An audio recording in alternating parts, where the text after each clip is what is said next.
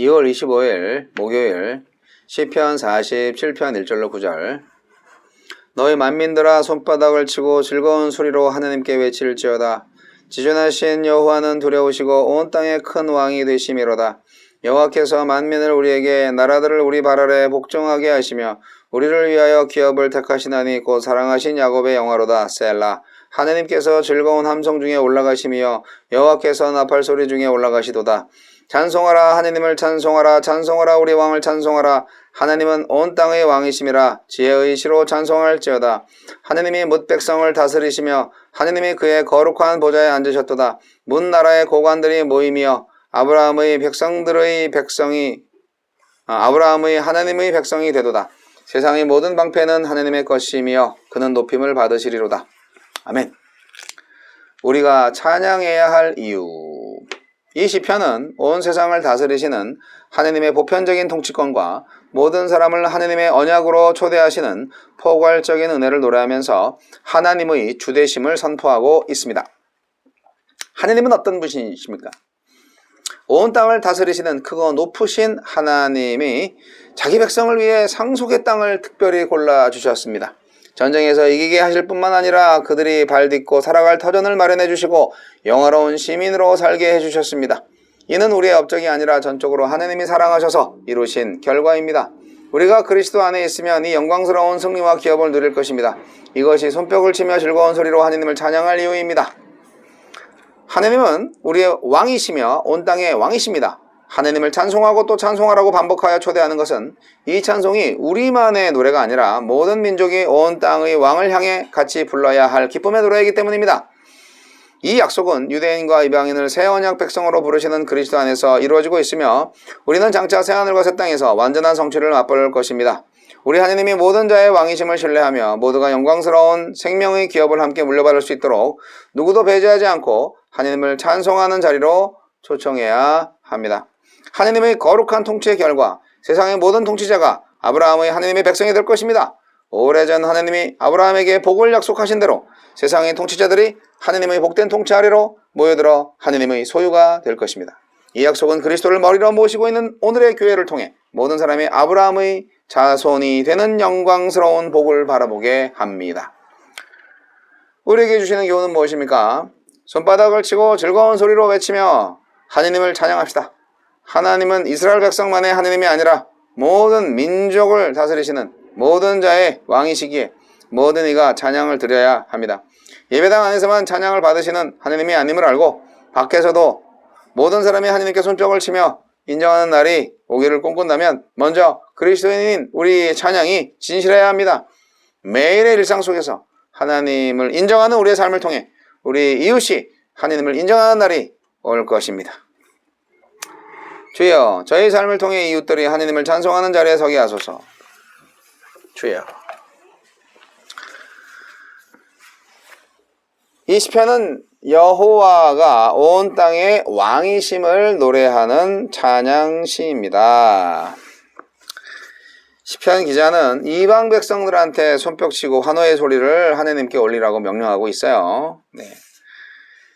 여호와를 왕으로, 하나님을 왕으로 환호해야 하는 이유가 2절에 서술되고 있는데 경외받으실 지극히 높으신 분이기 때문에 그렇다고 말하고 있습니다. 경외받으실이라는 표현은 두려움의 대상이 되는 그런 의미죠. 두려움을 유발하시는 분이라는 의미가 포함되어 있습니다.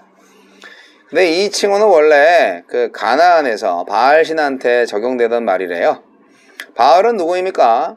우상이죠. 폭풍과 전쟁의 신이고 풍요를 관장하던 신으로 가나안에서 실질적인 능력을 가진 신으로 숭배되었습니다. 그리고 지극히 높으신 분이라는 말은 성경에서 자주 나오지만 가나안에서는 엘 신에게 적용됐던 말이에요.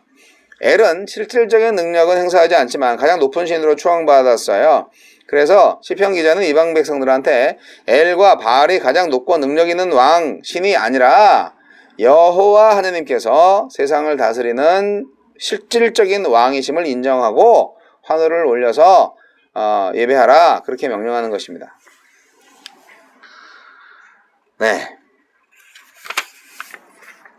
하나님께서 큰 함성, 곧 큰 나팔 소리 가운데 올라가셨습니다. 예, 5절에 보면. 근데 이제 하나님이 어디로 올라가셨는지는 구체적인 장소가 명시되지 않았습니다. 아마 이것은 어떤 장소가 아니라 위치를 가리키는 것이라 생각이 됩니다.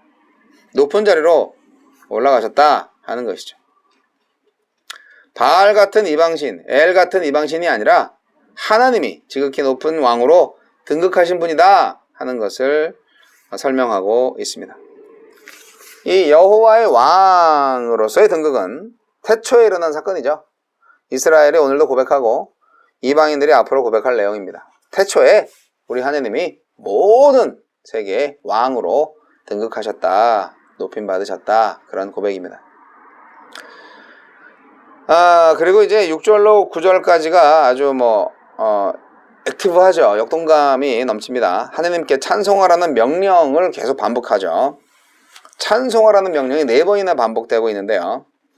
이것은 단순한 찬양뿐만이 아니라 그 소식을 만방에 전파라는 의미도 가지고 있습니다. 1절에서는요, 찬양을 드리라고 말하는 대상이 이방 백성들로 분명하게 나타나 있는데 6절에서는 누구에게 명령하는 것인지 분명하지 않습니다. 그래서 이방 사람들을 포함한 그런 대상이라고 저는 생각을 합니다. 이방 민족들이 여호와를 참 신으로, 참 왕으로 인정할 뿐만 아니라 이제 그 소식의 전달자가 되어야 한다는 것이죠. 이렇게 시편을 보더라도 구약 성경 시대에도 하나님은 이방 민족들을 사용하셨고 이방 민족들을 사랑하셨다는 것을 알 수가 있습니다. 왜 하나님을 찬양해야 합니까? 네, 7절에 그 이유가 나옵니다. 2절과 마찬가지로 여호와가 온 땅의 왕이시기 때문입니다. 이것이야말로 이방 민족들이 찬양해야 할 이유입니다. 선포해야 할 이유입니다. 그죠? 우리 하나님은 이방인들에게서 찬양받기에 합당하신 분입니다. 하나님께서 이스라엘에게 유업을 선택해 주심으로써 그들에게 특별한 위치를 부여했죠. 하지만 그것은 4절에서만 볼 수 있는 내용이고 이제 9절에 와서는 이스라엘의 특권이 이스라엘에게 한정되지 않고 이방 백성들한테 열려 있다는 사실을 강조하고 있습니다. 이걸 우리는 주목해야 합니다. 그러니까 이방 백성의 귀족들이 아브라함의 하나님의 백성으로 모이게 될 것이다 하는 것이죠. 귀족들이 백성들을 대표하는 말로 모든 이방 백성들이 하나님의 백성으로 모이게 될 것이다. 네, 귀족이 누굽니까? 백성들의 대표자라는 얘기잖아요. 여기서 이제 아브라함의 하나님이라는 말이 나오는데 이게 창세기 12장 1절로 3절에서 아브라함에게 주신 약속을 상기시키는 그런 의미가 있습니다. 땅의 모든 족속이 아브라함에게 취하는 태도를 통해서 축복이나 저주, 곧 하나님의 백성이 되느냐 못 되느냐의 결과를 갖게 된다는 것이죠. 그러니까 이제 모든 이방 백성들이 아브라함의 하나님의 백성으로 모인다는 것은 아브라함과 같은 약속의 백성이 되는 것이에요. 그러니까 이방인들한테도 이제는 너를 축복하는 자에는 내가 축복하고 너를 저주하는 자에게는 내가 저주하리니 땅의 모든 족속이 너를 인해 복을 얻을 것이니라. 이것이 이방 민족들한테도 포함이 된다. 얼마나 감사해요. 구약 시대부터 이랬어요. 아이고 얼마나 감사해요. 우리 하나님은 온 땅을 다스리는 참된 왕이십니다. 이것이 이스라엘의 찬양의 이유입니다. 찬양의 내용입니다. 네, 이제 우리가 봐야죠. 우리 이제 기독교인들 하나님이 정말 나의 왕으로 모셔지고 있느냐? 이걸 정말 잘 보셔야 됩니다. 하나님을 왕으로 모신다는 거 민주주의가 아닙니다. 독재입니다. 예. 그런데 그분이 선한 통치를 하시기 때문에 우리 하나님의 나라는 선한 나라가 되는 것이죠. 그런데 우리가 하나님한테 불순종할 때가 혹시 있지 않나 잘 살펴봐야 됩니다. 하나님 대신에 다른 어떤 것을 우리의 왕으로, 나의 왕으로 섬기고 있지는 않나 잘 살펴보셔야 합니다.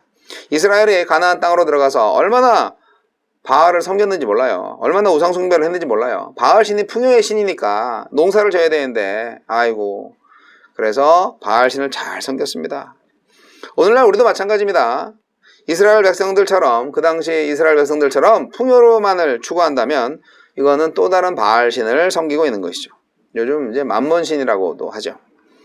여러분, 하느님을 왕으로 모시는 것은 이스라엘 백성들에게만 국한된 특권이 아닙니다. 이방 백성들도 여호와 하나님을 왕으로 찬양할 것을 요구받고 있기 때문입니다. 이스라엘은 바알이나 다른 어떤 신이 아니라 여호와가 참 신이라는 것을 이방인들한테 가르쳐줬습니다. 그리고 그들에게 그것을 받아들여서 함께 여호와를 찬양할 것을 요구합니다. 왜냐하면 그들도 마지막에 하느님의 백성이 되셔서 아브라함에게 주신 약속의 자녀에 동참하게 되는 것이죠. 딱 우리와 같습니다. 우리도 아브라함의 약속에 참여한 자가 된 것입니다. 여호와가 왕이라는 것을 끊임없이 전파하던 이스라엘처럼 오늘날 우리도 이런 사실을 만방에 계속 전파해야 하는 것입니다. 그러니까 어떤 면에서는 이 시편은 선교시 같아요.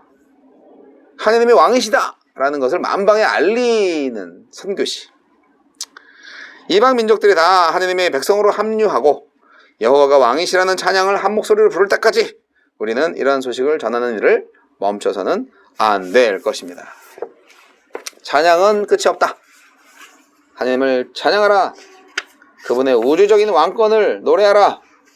네, 하느님 나라 세계적인 왕권과 종말론적인 통치와 승리에 초점을 둔 영원히 찬송을 하는 우리들 가슴 벅차지 않으십니까? 온 땅의 하나님, 만민과 열방을 다스리시는 하나님, 언약을 이루시는 아브라함의 하나님, 이삭의 하나님, 야곱의 하나님, 나의 하나님.